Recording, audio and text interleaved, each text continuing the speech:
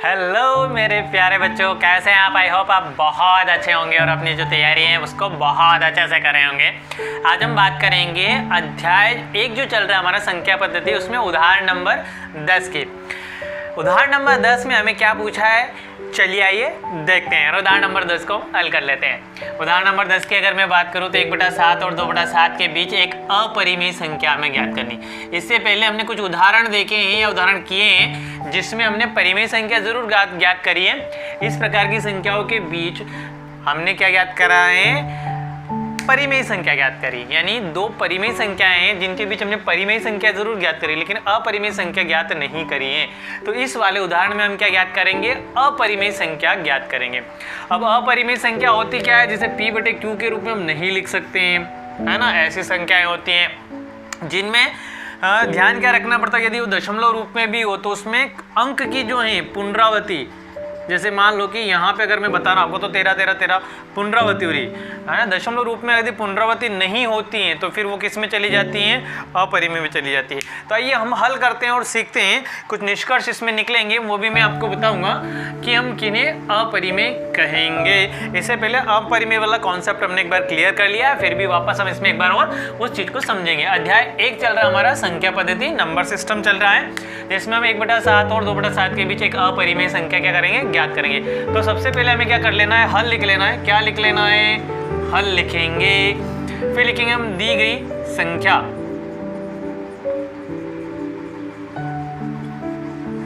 दी गई संख्या लिख लें हम, है ना। तो दी गई संख्या है क्या हमारे पास, 1/7 और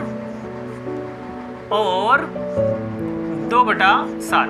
अब हमें क्या कर लेना है, चूंकि हमें अपरिमेय संख्या ज्ञात करनी, तो इसको क्या करेंगे हम दशमलव रूप में बदल लेंगे। ठीक है, किस रूप में बदल लेंगे, दशमलव रूप में बदल लेंगे।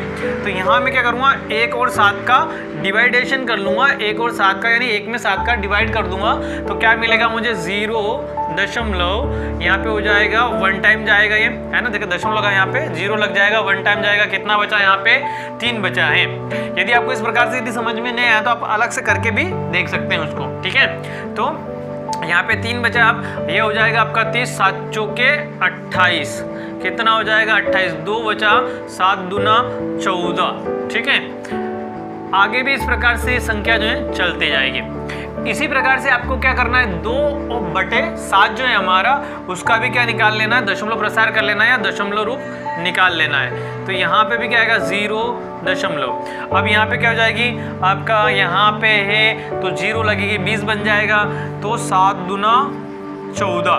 ठीक है, कितना 6, तो 7 8 56। ठीक है, 7 8 56, 4 बचा, 7 तो 5 35, 7 6 पहले, 7 तो 5 35। ठीक है, तो इस प्रकार से ये क्या हो जाएगा आपका दशमलव आगे बढ़ते जाए। 3 अंक तक आप निकाल ले, बहुत है आपके लिए। अब आप इन दोनों के बीच, ये जो दोनों नंबर्स आपको दिख रहे हैं ना, इसके बीच एक अपरिमेय संख्या ढूंढनी है।